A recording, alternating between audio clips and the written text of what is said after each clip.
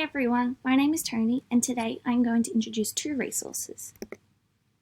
Mental Health and Wellbeing for Students defines a positive capacity relating to the social and emotional wellbeing of individuals and communities.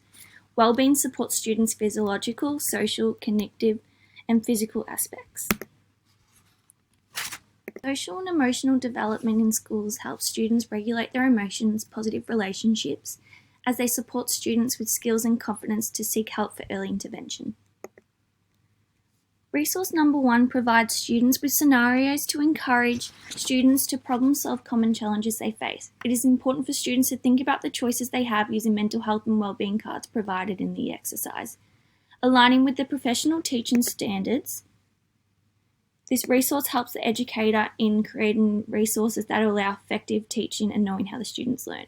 The benefits of this resource as students further their problem-solving skills and further strategies to promote health, safety and well-being. Through class discussions concluding the lesson, the educator is to apply critical thinking to the students' knowledge. They are to ask the students questions from today's lesson, asking what they are most proud of, did they overcome any challenges, and how did today's lesson make them feel. Aligning with the professional teaching standards, the resource supports the educator in creating resources that allow for effective teaching and knowing how the students learn. The resource will be aimed at Year 3 students, as it is important for students to learn real-life issues they may face as they identify and practice strategies to promote health, safety and well-being. Australian Curriculum Assessment and Reporting Authority, 2018. Resource 2 helps students improve their mental health, identify emotions, reduce anxiety, and form relationships with their classmates.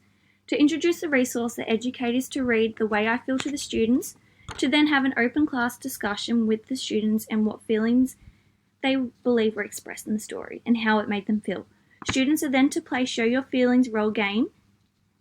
This game can be utilised by simply 2 people, but games with 4 to 8 players are usually more entertaining and successful in developing communication skills.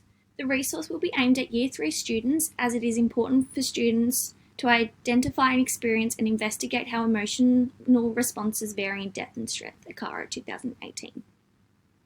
The skills students will develop from the Show Your Feelings game is the ability to identify their own emotions and their partners through emotional communication. The students will develop from Show Your Feelings game is the ability to identify their own feelings and their partners through emotional communication. Aligning with the Australian curriculum, the resource will be aimed at Year 3 students, as it is important for students as they experience and investigate how emotional responses vary in depth and strength. Allowing time for follow-up discussions, ask the students to use their fingers to give a lesson a rating out of 5. Then ask 3 students to share the reason for their rating with the class. The rating might be a general one for the entire lesson, or it might be more particular, such as asking students to rate how well they comprehended a concept or how they think they personally progressed in the experience. Thanks to those that participated in today's lesson. I hope you all learned something to take with you to progress further with your students.